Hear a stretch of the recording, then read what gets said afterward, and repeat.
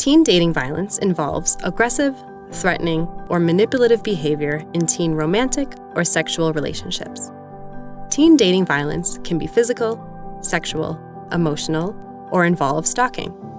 It can happen in person or online, and impacts young people from every sexual and gender identity, and from every racial and ethnic background. Teachers can support youth experiencing dating violence in several ways. In this video, we will talk about 4 strategies teachers can use with their students to prevent teen dating violence. The first strategy is to help students examine how their identities are linked to power, privilege, and inequalities. Someone has power when they have the ability to act in ways that can impact the lives of others. Someone has privilege when they have a certain advantage, just because they belong to a certain group. Someone experiences inequality when they get more or less of something as compared to someone else, often because of a group they belong to. If there are imbalances in power, privilege, and inequalities in a teen dating relationship, it can increase the likelihood that dating violence will occur. For example, consider 2 youth in a dating relationship. One is disabled and uses a wheelchair, and the other is non-disabled. Because of how our society is set up, the youth without a disability has more privilege. The disabled youth may experience less freedom in mobility and have limited access to visit certain locations, resulting in an inequality. These inequalities create the conditions for an imbalance in power in the relationship, placing one youth in a more vulnerable position than the other. In an unhealthy relationship where there is an abuse of power, the non-disabled youth could remove access to the wheelchair during a fight, preventing the disabled youth from leaving. However, not all imbalances will be used to gain control over someone. For example, a disabled youth and a non-disabled youth can be in a healthy dating relationship. Understanding imbalances in power, privilege, and inequalities can help students identify the conditions that increase the risk of dating violence. The second strategy is to help students examine their own assumptions and biases. Assumptions are the things we think are true without any proof. Biases are the unfair judgments we hold about people. Assumptions and biases can be harmful because they can lead us to treat people unfairly. For example, because of something called the model minority myth, someone might incorrectly assume that all Asian youth are shy, quiet, and submissive. These assumptions can lead to an unfair and harmful bias, where Asian youth are expected to say yes and be accommodating in dating relationships, creating a power imbalance that places one person's wants above the others. In this instance, teen dating violence may be more likely to occur. Assumptions and biases are learned over our lifetimes through interacting with family, friends, and our communities. Many times, we may not even be aware of our assumptions and biases and how they can be harmful.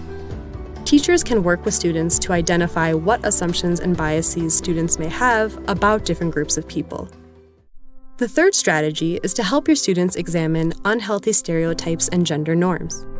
Stereotypes are the unfair beliefs people have about groups of people, such as the belief that youth from the sexually diverse community are more sexually active than heterosexual youth. Gender norms are the ideas people have about how someone should act based on their gender, such as girls should be well-behaved and do as they're told. Stereotypes and gender norms can reinforce that it's okay to treat people differently based on things like their sexual orientation or gender, which sets the stage for teen dating violence.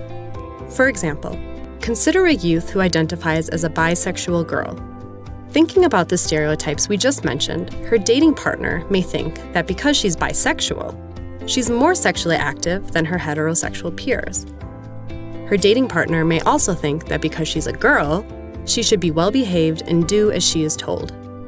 These beliefs create unfair expectations that she would probably agree to engaging in sexual behaviors, making her more vulnerable to being pressured into sexual activity by her dating partner.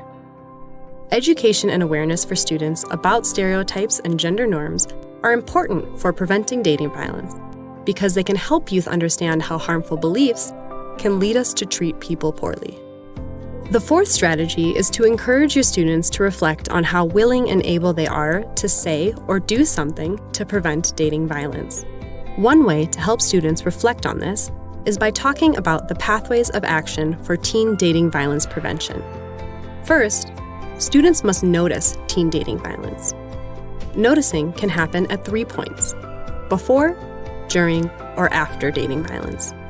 For example, noticing before could be something like hearing rape jokes. Noticing during could be hearing verbal abuse. Noticing after could be supporting a friend who has experienced dating violence.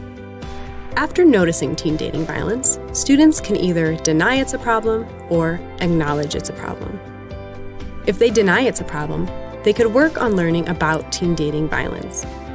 If they acknowledge it's a problem, but don't feel responsible to act, they can learn more about the role they have in prevention. Ultimately, we want to support students to acknowledge teen dating violence as a problem, feel responsibility to act, decide how to act, intervene, and then continue learning about ways to help. There are many ways teachers can help prevent teen dating violence.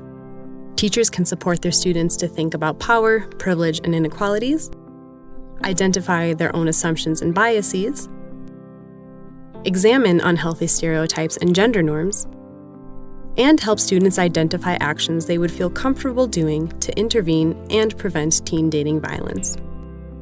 To learn about specific exercises you can use in the classroom to implement these strategies, please see the links below the video.